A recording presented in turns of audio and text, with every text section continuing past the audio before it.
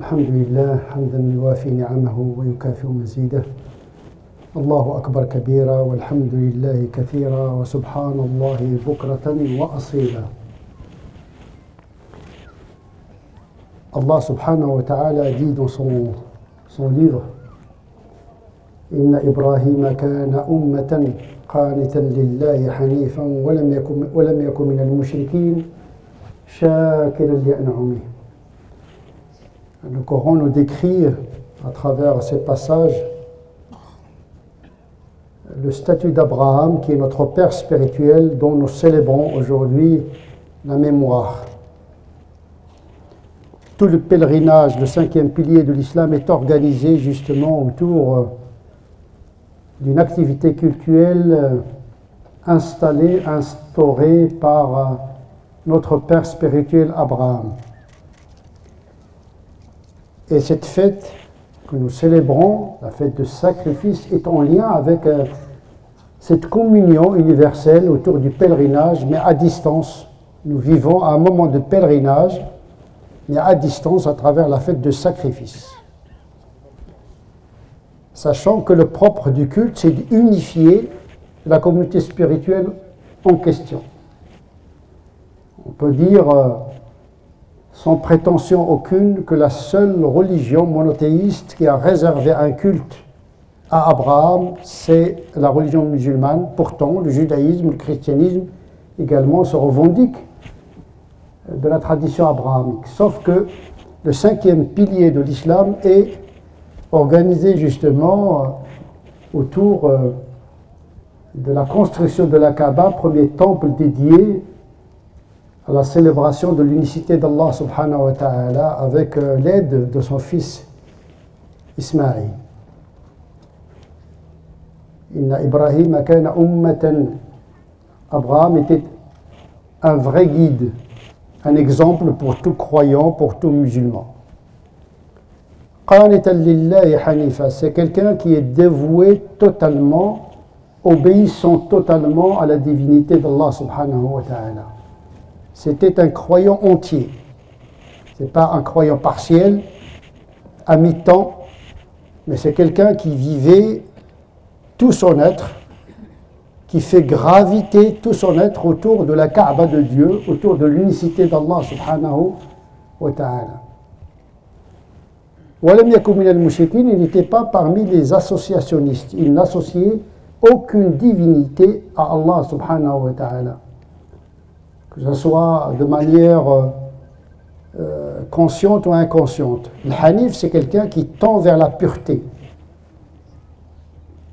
C'est quelqu'un qui tend vers le monothéisme pur, l'ikhlas, la pureté dans la sincérité, le dévouement à Allah subhanahu wa ta'ala.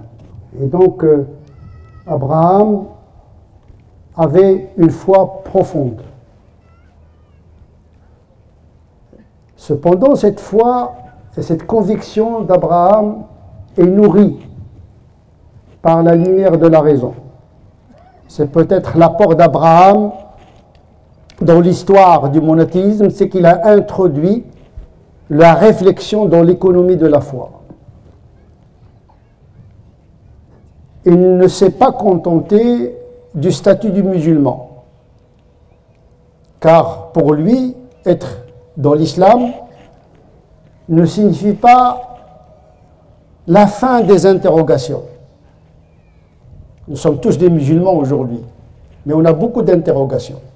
Quand on lit le Coran, quand on écoute le prophète sallallahu alayhi wa sallam à travers ses dires, on a besoin de comprendre certaines choses.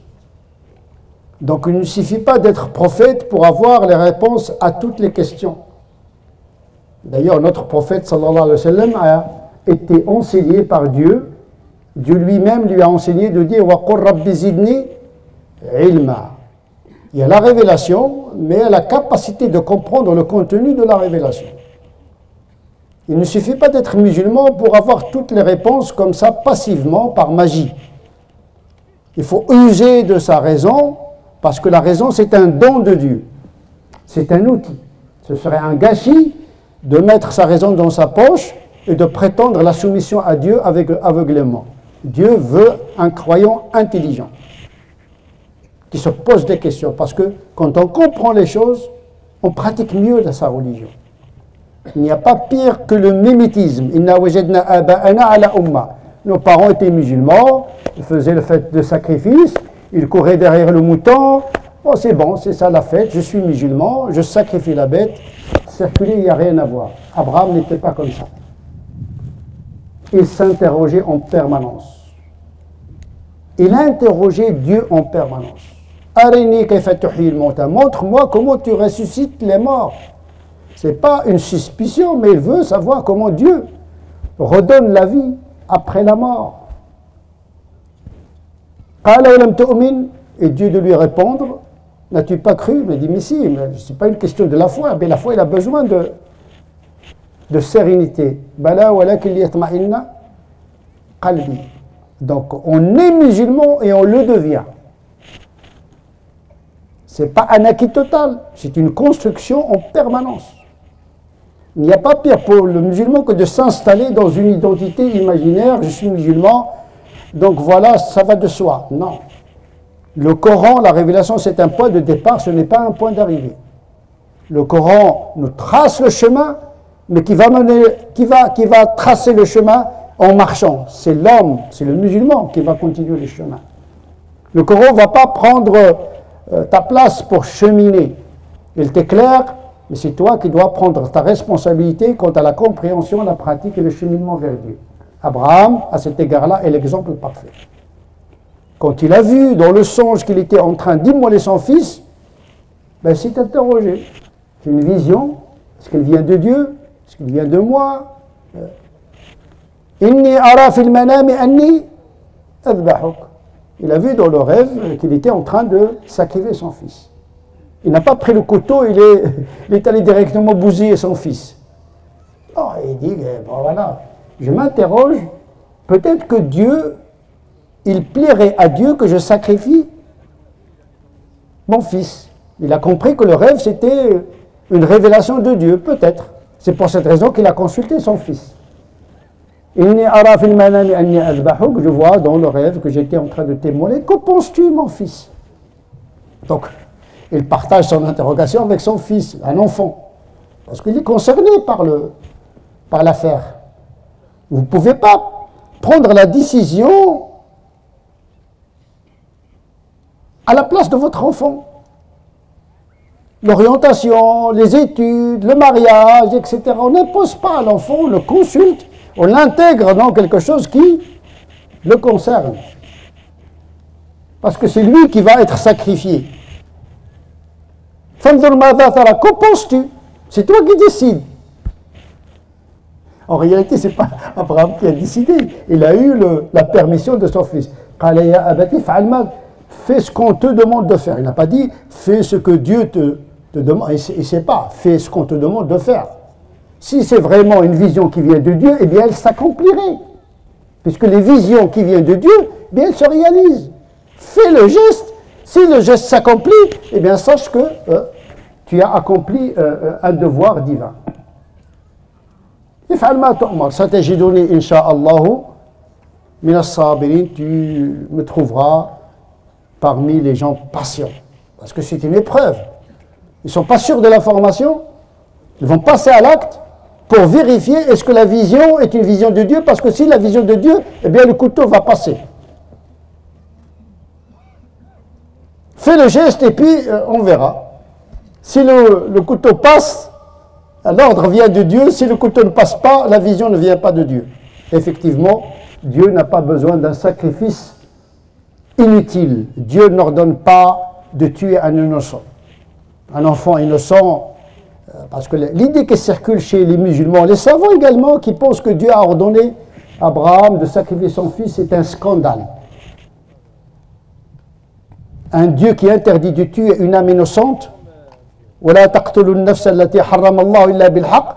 comment se fait-il que les musulmans croient que Dieu a ordonné explicitement de sacrifier un enfant qui n'a pas péché, qui n'est pas responsable de rien? Donc, Abraham, il a compris qu'en vérité, l'ordre ne venait pas de Dieu, mais c'était un désir personnel, parce qu'à l'époque, tout le monde sacrifiait les enfants pour leur divinité. Ce n'était pas une première. C'était dans la culture religieuse de l'époque. Déjà à l'époque du prophète, son grand-père, il allait sacrifier le père de Mohammed sallallahu alayhi wa sallam. Parce que c'était une pratique jusqu'à la période pré-islamique. Donc Abraham pensait que c'était normal que d'avoir le désir de sacrifier comme un acte d'amour à Dieu son fils. Mais Dieu n'a pas demandé ça. Il ne peut pas demander la chose et l'interdire par la suite. Fais, ne fais pas. Sacrifie, ne sacrifie pas. Ça donnerait une image d'un Dieu arbitraire. Donc dans le Coran, il n'y a pas un ordre explicite, mais un rêve. Par contre, dans l'Ancien Testament, oui. Dans l'Ancien Testament, la Genèse, oui, effectivement, il y a Dieu qui ordonne à Abraham de sacrifier et de livrer à l'Holocauste son fils. Mais ça, c'est la version de l'Ancien Testament, ce n'est pas la version du Coran. Pourquoi laisser la version du Coran pour prendre la version de l'Ancien Testament qui est d'une violence inouïe? Même Abraham, dans l'Ancien Testament, il cachait ça, il était tellement gêné de passer à l'acte. C'est pour dire qu'Abraham, il s'interrogeait, c'est-à-dire que c'est une foi qui est éclairée par la raison. Sinon, on va tomber dans le dachisme. Dash, c'est comme ça. Il est dans le Coran, donc je dois l'appliquer mécaniquement. Je ne prends même pas le soin de comprendre la signification de l'information révélée. Est-ce qu'il est révélé ou pas? Est-ce qu'il est formel ou pas? Le Coran, la révélation, c'est une information de la part de Dieu. Il faut la recevoir, l'interpréter, et Dieu veut que l'homme participe à la loi qui le concerne. Nous aurons la loi que nous méritons. Nous aurons l'islam que nous méritons. Parce que l'islam a toujours été interprété par des hommes pour les hommes. Il y a le malikisme, il y a le hanafisme, il y a le maturidisme. Jamais les musulmans n'ont été gouvernés par le Coran et la Sunna. Ils étaient gouvernés par le commentaire du Coran et de la Sunna. Ce sont les savants, à l'image d'Abraham, qui font le travail intellectuel pour comprendre et partager leur compréhension avec leur corps religionnaire.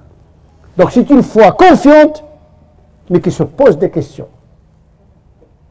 Bien sûr, le croyant, il croit en Dieu, il a une confiance totale en Dieu, mais il doute de sa compréhension. Le doute, ce n'est pas douter de Dieu, c'est douter de nous-mêmes. Est-ce qu'on a bien compris ou pas? Eh bien, Abraham, à cet égard-là, il nous a donné un exemple à suivre concernant le sacrifice, un sacrifice éclairé, utile, puisqu'on sacrifie la bête pas pour la brûler. Dans les traditions anciennes, on brûlait l'offrande, parce qu'on pense que l'offrande ne doit pas être partagée, c'est dédié à Dieu, hein, il doit rester à Dieu. Personne ne doit partager l'offrande avec Dieu. C'est pour cette raison qu'on offre en holocauste la bête, on la brûle. C'est comme la prière, on fait la prière que pour Dieu. Personne ne doit partager avec Dieu notre prière. Le jeûne, c'est pour Dieu. L'offrande, avant nous, était destinée uniquement à Dieu. On l'a brûlée pour qu'elle ne soit partagée par personne. Avec l'islam, non. Elle est dédiée à Dieu, mais elle est partagée avec les autres. Donc il y a une dimension sociale du sacrifice. Quand on s'adonne à Dieu, on s'adonne aux autres également. Et le sacrifice dépasse de très loin le fait d'égorger une bête.